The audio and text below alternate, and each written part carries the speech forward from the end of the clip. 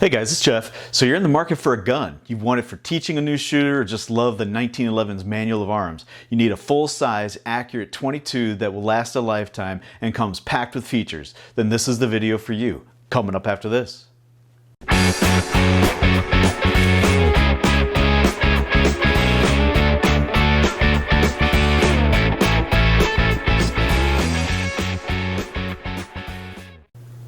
Hey guys, I'm back. So you're in the market for a .22 caliber pistol and you came across this video. Thank you for clicking here, and if you haven't done so yet, please consider the subscribe button. Subscriptions what motivate me to keep making this content for you. So if you find this use, please consider a subscription.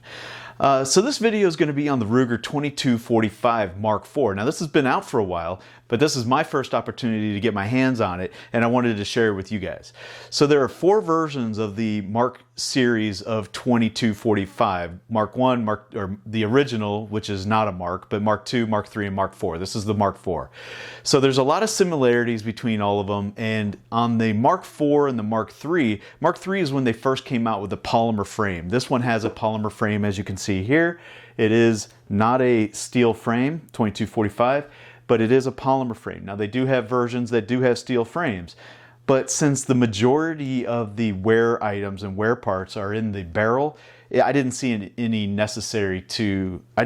would be necessary to get the full steel frame. I mean, this is a heavy gun as it is with the full bull barrel on it. So, you know, saving a few bucks on the polymer frame was not a big deal.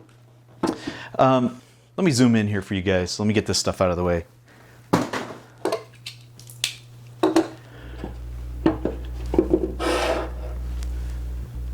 So the specifications on this guy, it's got a cold hammer forged barrel, ultra precise rifling 1 in 16 twist. So you can see that here. And just so you know, it is empty, no magazine. It has a magazine disconnect, which I was going to cover in a second, but anyway, now you know.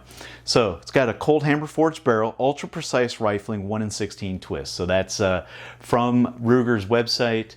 That's talking about their barrel. It is a heavier barrel. This is the bull barrel. It's a 4.4-inch threaded barrel with by 28 twist with a thread protector and gasket to help secure it. So first thing you know, if you've ever had a thread protector on a threaded barrel, this is pretty good barrel protector here, or thread protector here, and it does come with a gasket, so you can see that right there. So that is something that's a nice feature on this guy. I've had threaded barrels in the past where the thread protector didn't stay on very well, just lesser made, lesser quality, didn't put as much thought into it as Ruger has. So nice tight, as you get down towards the end, it kind of binds it a lot tighter. Polymer frame, you know, I talked about polymer frame. This is something they introduced a few years ago, trying to save a few bucks. It's just as rigid, you know, it still has the mounting points are still steel reinforced. So this is a solid frame. This isn't going to have any problems moving forward. And then another improvement that they made over the original Mark III, or the previous version rather, Mark III, is this little spring detent that they have in here. So when you go to do your magazine eject, it does eject it pretty well, right? So you're not going to have to worry about your magazines not dropping free anymore. Not that it was a major issue in the Mark III 2245, but it is a nice little upgrade. And then it does have a magazine disconnect, so you know, if you're familiar with Ruger, they're fans of these magazine disconnects. Basically, like I said, nothing in there, so you have the trigger, or you have a magazine in, you pull the trigger, it goes click, right? So you can't do that if you don't have a trigger in there.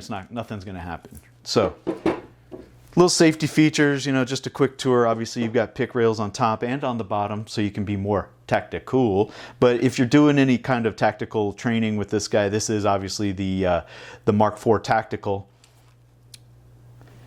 I mean, it's got tactical right there on the barrel, right? So if you're doing any kind of training with this gun, you know, having the ability to run a light or an optic or whatever, it is a nice little feature. I'd rather have it and not need it than need it and not have it, right? So that was my reasoning for picking this guy.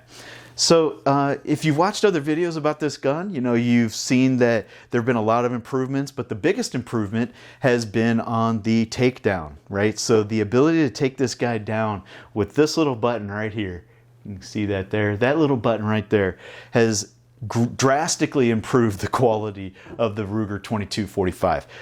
These were just a bear to take apart. If you've ever tried to take apart a Mark III before, I mean, you could literally spend an hour or more trying to get it apart. It was so bad for me that I would stop, when I had a Mark III, I would just stop taking it apart. I would run a patch down through it, you know, try to wiggle my finger down inside the chamber here to try to clean up as much carbon as I could, and I would just put it away. I got tired of trying to take it apart and get it back together again. So if you were like me and you'd experienced the 2245 Mark III or II or earlier versions, you understand that this was a pain in the ass. But this is a drastic improvement. You know, the ability to just pop these two pieces apart, simple, easy peasy, lemon squeezy.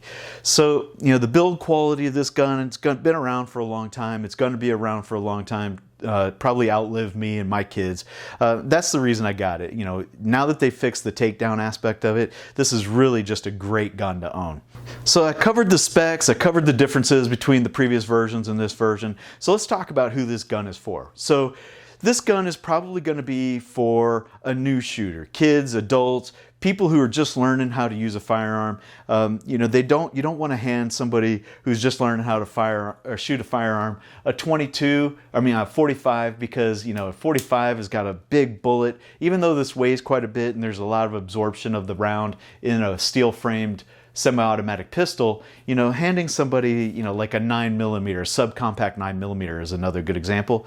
Handing them something like that and having them shoot it, there's going to be a loud bang when they pull the trigger. There's going to be some recoil impulse into the shooter's hands, and that can be intimidating, especially if you're in an indoor range or you've got a lot of people around that are making the person feel less comfortable.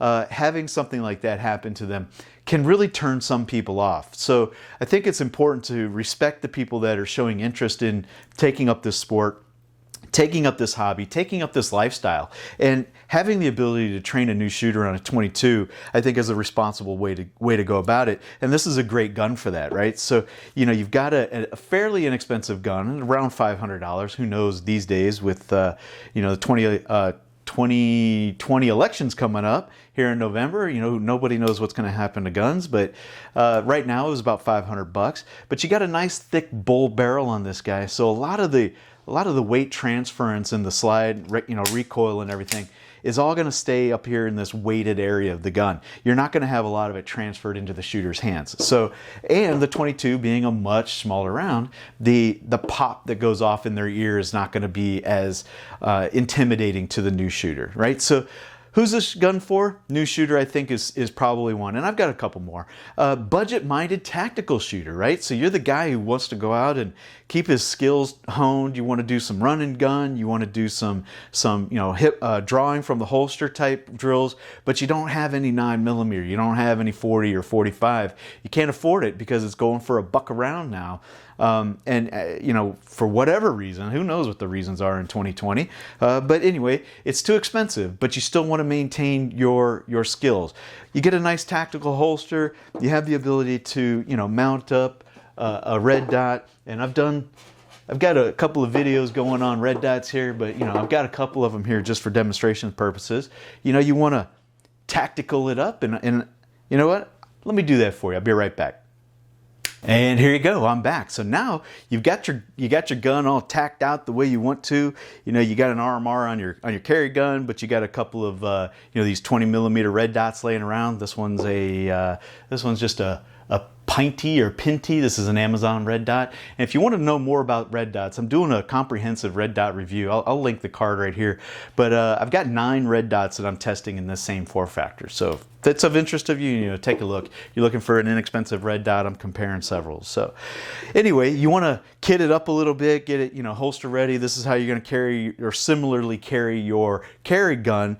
You want to have those same abilities here. You can mount, a cheap light, or you want your red dot on there, want to have it kitted out the way you carry when you carry your concealed carry firearm. You can do all that, right? All the mounting points are there. So with the price of ammo, people hoarding ammo and stockpiling, and the lack of availability of some of the more popular rounds, using a 22 to continue to train it makes sense, right?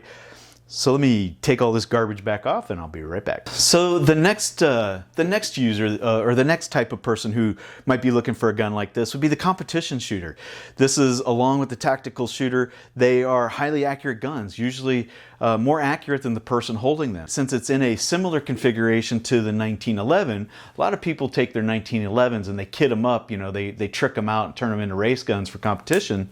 Well, you can do that. You can practice those speed, you know, live fire drills without spending all of your range ammo using the 22. So the competition shooter is probably another good user of this particular type pistol. Another user, somebody who's looking for a self-defense firearm. So I'd never rule out the 22 as a personal defense round. I did a video where I made a case for who would benefit from a 22, and you can check that video out over here. But there are people who do benefit from having a 22, you know, whether it be financial or mobility issues or other issues along those lines. The 22 does have a place in society for certain people as a self-defense round. You know, not everybody, but there are use cases. So, and then lastly, you know, somebody who may find this pistol useful is someone who needs to control pests. An accurate 22 can handle any small animal. The mass majority are probably already know this, but just in case, be aware that the 22 can be lethal from a long way away. So be very careful if you're going to use this for any kind of pest control. It does have the ability to penetrate. So if you get a suppressor for it and you do have, you know, rats or something, you can get some rat shot in 22. Probably not the best platform for pest control if you're going to use something like a rat shot, because it won't cycle the bolt, but it does have its use case. You know, if you're out in the country, you have squirrels or you have gophers or something and you just want to sit on the back porch, this is a very accurate gun. You can take care of those problems with this type of gun.